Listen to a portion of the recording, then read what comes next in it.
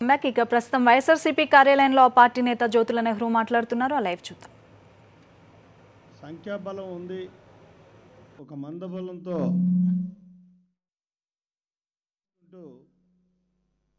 మేము ఏం చేసినా సాగిపోద్ది అనేటటువంటి విధానంతో వాళ్ళు వెళ్తూ ఇక్కడ వ్యవహరిస్తున్నటువంటి తీరుని చాలా తీవ్రంగా నిరసిస్తున్నాం. ముఖ్యంగా స్పీకర్ గారి యొక్క వ్యవహార శైలి చూసినట్టయితే చాలా ఆశ్చర్యంగా ఉంది. ఒక పక్క బాధగా కూడా ఉంది. ఎందుకంటే ఒకసారి ఇదే ఆంధ్ర శాసనసభను కానీ మనం గుర్తుకు తెచ్చుకున్నట్టయితే గతంలో చేసినటువంటి అయ్యదేవర కాళేశ్వరరావు గారు, బివి సుబ్బారెడ్డి గారు, ఇంకా కిందకు వస్తే శ్రీప్రసాదరావు గారు, నారాయణరావు గారు, ఇలా ఒక నిబద్ధతతోటి సభలో ఉన్నటువంటి అందరు సభ్యుల్ని కూడా ఓన్ చేసుకుంటూ ఆ సభ్యులకు ఒక నమ్మకాన్ని కల్పిస్తూ ఆ పదవికి ఆ చైర్కి కూడా ఒక వన్నె తెచ్చే విధంగా వ్యవహరించినటువంటి మహనీయులు చేసినటువంటి శాసనసభ మన ఆంధ్రప్రదేశ్ శాసనసభ. ఈ శాసనసభలో ఏకపక్ష ధోరణితోటి స్పీకర్ గారి యొక్క వ్యవహార శైలి చూస్తే ప్రజాస్వామ్యం నవ్విపోతుందని చెప్పేసి మనం చేస్తున్నాం. ఎందుకంటే ఇందులో ఉన్నది ఉదాహరణ నిన్న జరిగినటువంటి 16, 17 తారీఖుల్లో జరిగినటువంటి ఘటనలు కానీ ఒక్కసారి మనం చూసుకుంటే అతి ప్రధానమైనటువంటిది ఏదైతే ఈ ఆంధ్ర రాష్ట్రానికి అంతటికీ కూడా ప్రభుత్వం చేస్తున్నటువంటి ఈ పట్టిసీమ ఎత్తిపోతల పథకం అన్నది దానివల్ల భవిష్యత్ తరాలు తీవ్రంగా నష్టపోతాయనేటటువంటి ఒక ఆందోళనలతోటి ప్రతిపక్షం దాని మీద ప్రభుత్వానికి కనువిప్పు కలిగించాలి, అది మా బాధ్యత అని చెప్పి మేము దాన్ని 344 తీసుకుని మాట్లాడడానికి ప్రయత్నం చేస్తే వాళ్ళు బుల్డోజ్ చేసినటువంటి విధానం ఇక్కడ ఒక కీలకమైనటువంటి అంశాన్ని చర్చించేటప్పుడు రాష్ట్రానికి ఉపయోగపడేటటువంటి విధానాన్ని చర్చించేటప్పుడు కులంకుషంగా చర్చించడానికి స్పీకర్గా ఆయన బాధ్యత తీసుకోవాల్సినటువంటి అవసరం ఉంది. ఆయన వ్యవహరించిన తీరు మాత్రం ఈ విషయంలో చాలా బాధ్యతారహితంగా ఉంది. అనడానికి నిదర్శనం ఏంటంటే ఈ 344లో మా నాయకుడితో కలిపి 3 సభ్యులు మా పార్టీ నుంచి మాట్లాడినటువంటి సందర్భం.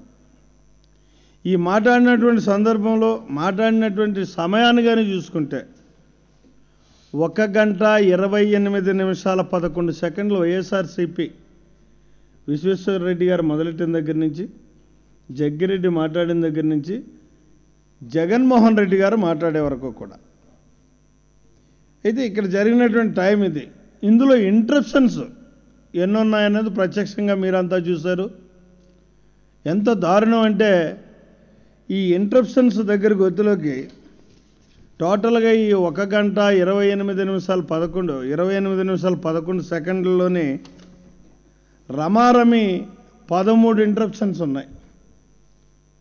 అసలు ఆ శాఖతో సంబంధం లేనటువంటి మనుషులు, శాసనసభ వ్యవహారాలతో సంబంధం లేని వాళ్ళు, అసలు ఆ 304లో నామినీ కానినటువంటి వాళ్ళు, నామినేచర్ లేనటువంటి వాళ్ళు దీని మీద ఇంటర్ఫీర్ అయ్యి అంశాన్ని పక్కకు పెట్టి వాళ్ళు ఒక దూషణ మార్గాన్ని ఎంచుకుని వ్యక్తిగత విమర్శలకు దారితీసినటువంటి తీరు, దానికి స్పీకర్ గారు ప్రోత్సహించినటువంటి విధానం మాత్రం ఈ సమాజం సిగ్గుతో తలకుంచుకోవాల్సినటువంటి అవసరం. ఎందుకంటే స్పీకర్ గారి యొక్క వ్యవహార తీరు ఈ రకంగా ఉంటే ఇక మన ముఖ్యమంత్రి గారు ఆయన డైరెక్ట్గా సభ్యులను ఎంకరేజ్ చేస్తాడు, స్లిప్పులు స్పీకర్ గారి దగ్గరికే డైరెక్ట్గా పంపిస్తారు. సభానాయకుడిగా ఆయన సభలో ఉన్నప్పుడు సభను సమన్వయం చేయించాల్సినటువంటిది పోయి సభను తప్పుదారి పట్టించి, చర్చను తప్పుదారి పట్టించి, అదే ప్రజలకి అవగాహన లేకుండా చేయడం కోసం ఆయన చేసినటువంటి ప్రయత్నం చూస్తే మరి అది చాలా అతి దారుణం. ఇక్కడ ముఖ్యమంత్రి గారు ఈవేళ ముఖ్యమంత్రి, గతంలో 9 సంవత్సరాలు ముఖ్యమంత్రిగా పనిచేశారు, 10 సంవత్సరాలు ప్రతిపక్ష నాయకుడిగా ఉన్నాడు. ఈవేళ ముఖ్యమంత్రిగా ఉన్నటువంటి విధానంలో ఆనాడు ప్రతిపక్ష నాయకుడిగా ఉండి ఆయన మాట్లాడినటువంటి మాటలను ఒక్కసారి మీ దృష్టికి తీసుకురాదలిచా. ఇదే శాసనసభలో ఒక ప్రతిపక్ష నాయకుడిగా వారు మాట్లాడినటువంటి తీరు చూస్తే స్పీకర్ గారి మీద మండిపడిన చంద్రబాబు 4/3/2010 ఆయన ఏమంటాడంటే, ప్రతిపక్షాన్ని ఉద్దేశించి స్పీకర్ చేసిన వ్యాఖ్యలపై చంద్రబాబు మండిపడ్డారు. ఇవాళ మహాపరాధం చేస్తున్నట్టుగా చెప్తున్నారు. ఎక్కడైనా జగన్మోహన్ రెడ్డి గారు మాట్లాడినటువంటి మాటల్లో సబ్జెక్టుని డివైడ్ చేయి మాట్లాడినటువంటి సందర్భం ఏమైనా ఉందా అండి?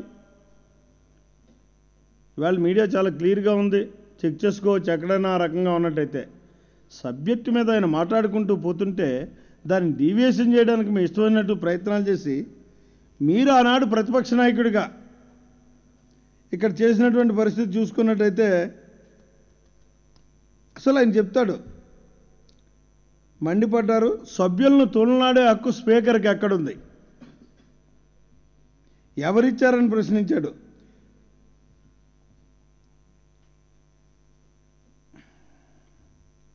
అలాగే ఆయన బాధ్యత, సభ్యులను తోడనాడే హక్కు ఆయనకు లేదు, ఆయన మాటలను బట్టి సభ నడవదు. అంటే స్పీకర్ మాటలను బట్టి సభ నడవదు అని చెప్పేసి ప్రతిపక్ష నాయకుడిగా ఆయన మాట్లాడి, నేను చెప్తున్నానుగా, ఆయన ప్రతిపక్ష నాయకుడిగా ఉన్నప్పుడు 4వ తారీఖు 3వ నెల 2010లో శాసనసభ జరిగినప్పుడు ఆయన మాట్లాడినటువంటి మాటలు. అంతేకాదు, ఒక దళిత మహిళ స్పీకర్స్ చైర్లో కూర్చుని సభను నిర్వహిస్తున్నటువంటి పరిస్థితుల్లో